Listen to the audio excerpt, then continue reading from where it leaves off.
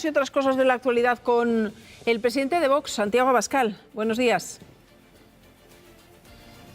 Muy buenos días. ¿Cómo están?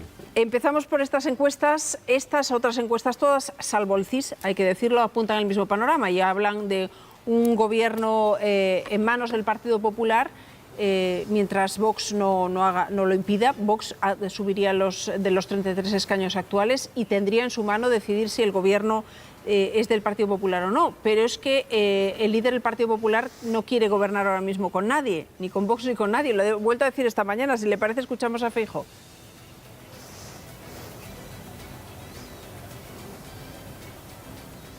Yo pretendo gobernar en solitario. Fíjese, esto es bueno en Madrid, es bueno en Andalucía, es bueno en Galicia, es bueno en La Rioja y yo creo que tiene que ser bueno en el conjunto de España. Hay muchísimos votantes de Vox que saben que si cogen la papeleta del Partido Popular habrá cambio de gobierno.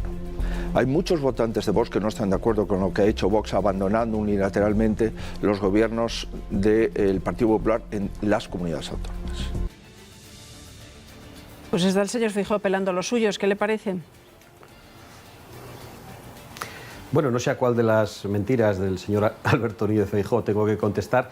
Lo que sí voy a hacer es señalar en que estoy de acuerdo. Yo comparto con el señor Núñez Feijóo un deseo, y es que yo también quiero gobernar en solitario. El problema es que el veredicto de las urnas no suele dar ese tipo de mayorías absolutas y yo creo que al contrario, suele pedir en muchas ocasiones que se pacten. Yo creo que lo que indican esas encuestas es una gran fortaleza de Vox, a pesar de todos los ataques que recibe Vox desde el Partido Popular, desde el Partido Socialista y desde muchas terminales mediáticas que obedecen a ambos partidos, y Vox demuestra que, en contra de lo que ha pasado con otros partidos políticos que nacieron y desaparecieron, mantiene una extraordinaria fortaleza. Es verdad que ahora esas encuestas indican, y yo soy muy escéptico siempre con las encuestas, incluso cuando nos favorecen, indican que hay una mayoría alternativa al actual gobierno. Lo que pasa que yo no tengo confianza en que el señor Feijóo esté dispuesto a asumir esa mayoría alternativa, y lo digo porque durante la campaña electoral anterior ofreció permanentemente pactos al señor Pedro Sánchez, lo hizo en los debates, y el otro día incluso en el Parlamento, a cuenta del debate sobre el apagón, volvió a ofrecer un pacto energético a Pedro Sánchez. Por lo tanto, yo creo que no es Vox quien va a tomar esa decisión de si forma parte del gobierno, es el Partido Socialista. Si el Partido Socialista, después de las elecciones, le dice al señor Núñez Feijóo que quieren gobernar conjuntamente o que están dispuestos a apoyarle para que no entre Vox en el gobierno, Vox no formará parte de la ecuación de gobierno, y eso solo pueden resolver los españoles dando a Vox una fuerza aún más grande que la que tiene en estos momentos y que la que tienen esas encuestas. Habla usted de pactos. Sabe que tradicionalmente los partidos con más opciones de gobierno han pactado políticas de Estado, pactado cosas muy concretas. Eso no quiere decir que no haya desacuerdos, pero sí, por ejemplo, en cuestiones de política exterior, pactos en defensa o, por supuesto, lo que fue la política antiterrorista. ¿No es partidario usted de que haya grandes pactos entre los grandes partidos, los políticos que van a tener opciones o de liderar un gobierno o de participar en él?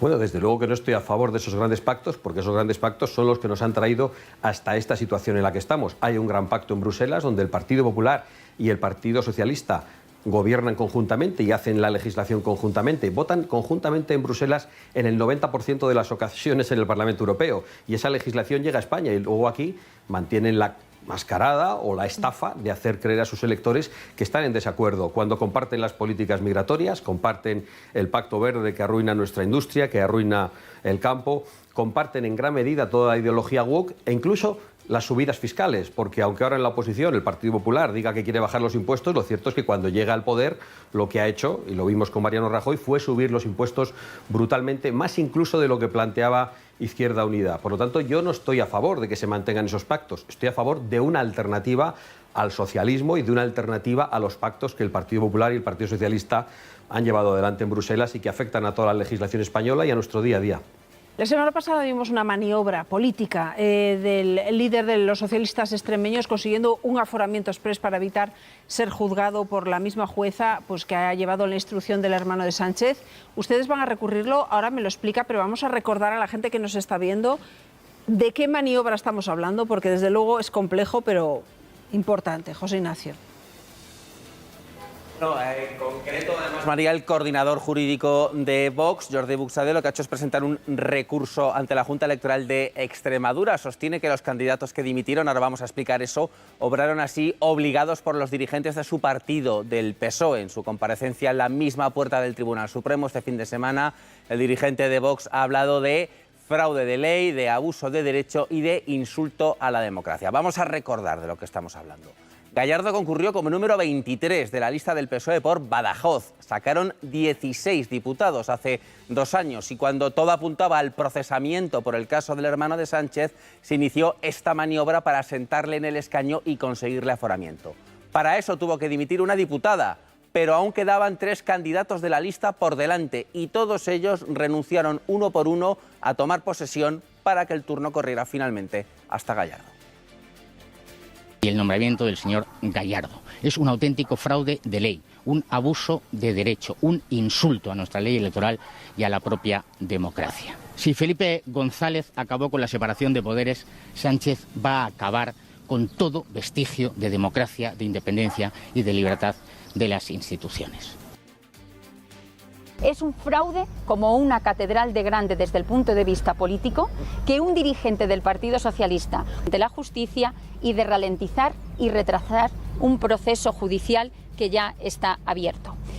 Pedro Sánchez sigue en la Moncloa, pero ha hecho de la Moncloa el búnker personal y familiar para defenderse de la justicia que está funcionando. Bueno, pues esto no tiene solo importancia para el señor Gallardo en cuestión, si él consigue que le juzgue otro tribunal o no, el Superior de Justicia de Extremadura. Esto tiene la importancia de que puede arrastrar toda la causa, de que puede ralentizar un proceso para que no coincida con determinados movimientos políticos. ¿Hay alguna posibilidad de que esto cambie, de que esto se anule? Esa es nuestra esperanza. Nosotros cuando recurrimos ante los tribunales, y lo hacemos habitualmente porque estamos personados en todas las causas por investigaciones de corrupción o por catástrofes ante la inacción de los gobiernos, confiamos en lograrlo porque estamos ante una clarísima intención de huir de la acción de la justicia. Yo dirijo un partido y en ocasiones hay personas que dimiten y uno puede tener interés en que otro asuma el puesto, pero a nadie se le escapa la dificultad de hacer que 5 personas renuncien a asumir un cargo público. No sé si lo han hecho a punta de pistola, a golpe de talonario o a promesa de cargo público, pero desde luego en las investigaciones que se van a iniciar nosotros vamos a solicitar que las cuentas bancarias de esas personas y que sus puestos en el futuro estén investigados, porque no tenemos ninguna duda de que el Partido Socialista ha obrado con extraordinaria fortaleza o con extraordinaria presión para hacer que esas personas no asumieran el cargo y al que quieren proteger, que a su vez tiene que proteger al hermano del presidente y a su vez hay que proteger a Pedro Sánchez, pues finalmente asuma el cargo y se pueda dificultar la investigación y la acción de la justicia. Es gravísimo, pero de todas formas no sorprende nada en España, no sorprende nada con Pedro Sánchez. Yo he venido diciendo últimamente que lo peor de Pedro Sánchez está por llegar y creo que cada día se confirma esa previsión porque siempre se supera a sí mismo, siempre está dispuesto a hacer algo más grave.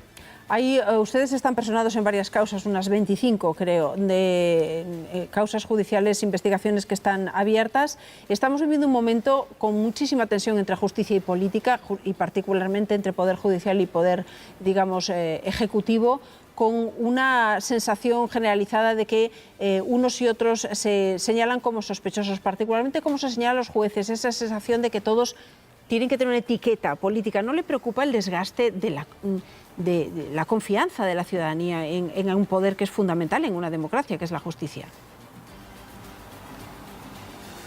Evidentemente me preocupa la desconfianza en la justicia, pero creo que la desconfianza en la justicia y en ese poder que es principal para la separación de poderes y para que nos podamos llamar Estado social y democrático de derecho, está siendo lesionada permanentemente por culpa de la acción política del gobierno y también por culpa de los pactos permanentes entre el Partido Popular y Partido Socialista para repartirse los tribunales, para repartirse el Consejo General del Poder Judicial, el Tribunal Constitucional, el Tribunal de Cuentas y colonizar la justicia a través de adeptos y que por lo tanto van a tomar las decisiones para favorecer a uno u otro partido. Evidentemente me preocupa que la justicia esté degradada por culpa de la acción política, pero es normal que la gente desconfíe ante lo que está pasando. Usted señalaba al Tribunal de Cuentas que ha impuesto una sanción a Vox, que no es la primera vez, por incumplimiento de una ley de financiación, por no identificar, digamos, determinadas aportaciones económicas al partido. ¿Cree que lo van a recurrir? Ya lo hicieron con la anterior vez, pero ¿cree que hay una intencionalidad política ahí? ¿O considera que hay que cambiar esa ley, quiero decir, evitar pues esa obligación de tener que identificar a todos los donantes?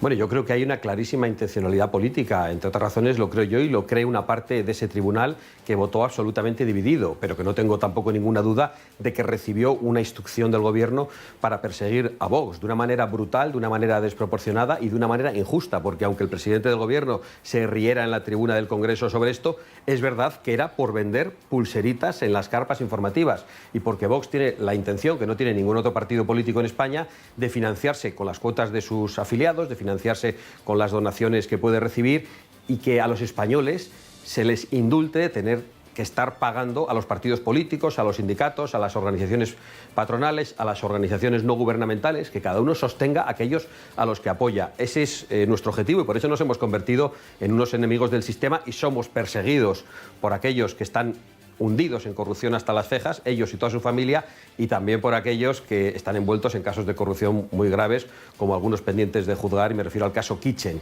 Vox se ha convertido en un enemigo del sistema de partidos porque piensa que los partidos tienen que sostenerse a través de sus propios mecanismos. Por cierto, esta sanción la hemos recurrido ante el Tribunal Supremo y tenemos la confianza de que nos dará la razón y que todo esto no será más que un debate forzado por otros en un momento en el que están envueltos en todo tipo de corrupciones. Quería preguntarle por uno de los sucesos más graves, o no decir, quizás el más grave que ha sufrido este país en los últimos tiempos, que es un apagón que mantuvo durante horas a todo el país, no solo nosotros, también el país vecino, sin corriente eléctrica, sin comunicaciones de teléfono, y sobre el que se siguen buscando las causas que pusieron en marcha todo digamos, los fallos que encadenados terminaron con esta situación.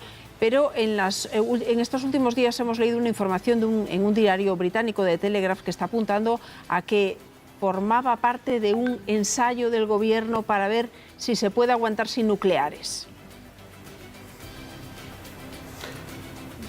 No sé si formaba parte de un ensayo del gobierno. Lo que sí creo, y lo he manifestado en la tribuna del Parlamento, y además lo han dicho muchísimos expertos ya en las distintas tertulias e informaciones de televisión, es que esto no ocurrió por casualidad, esto ocurrió porque en vez de tomar decisiones técnicas, el gobierno toma decisiones ideológicas y porque el gobierno quiere lanzar el mensaje al mundo de que podemos vivir solo con energías renovables, con la solar, con la eólica, y esas energías son muy importantes, pero no podemos prescindir de otras energías. Es ya consenso entre los expertos la idea de que esa situación de apostar de manera exagerada por las renovables es la que nos colocó en una situación de debilidad que llevó al apagón. Yo no sé si era un ensayo para ver hasta dónde podíamos llegar, pero lo que sí estoy absolutamente seguro y en condiciones de afirmar es que esto se debe al fanatismo ideológico del gobierno, porque ese tipo de decisiones que debían ser tomadas por los técnicos son tomadas por los fanáticos políticos. Pues hasta aquí nuestra conversación de hoy. Santiago Abascal, muchas gracias por estar 120 minutos. Que tenga buena semana. Muchas gracias a ustedes, igualmente. Vamos a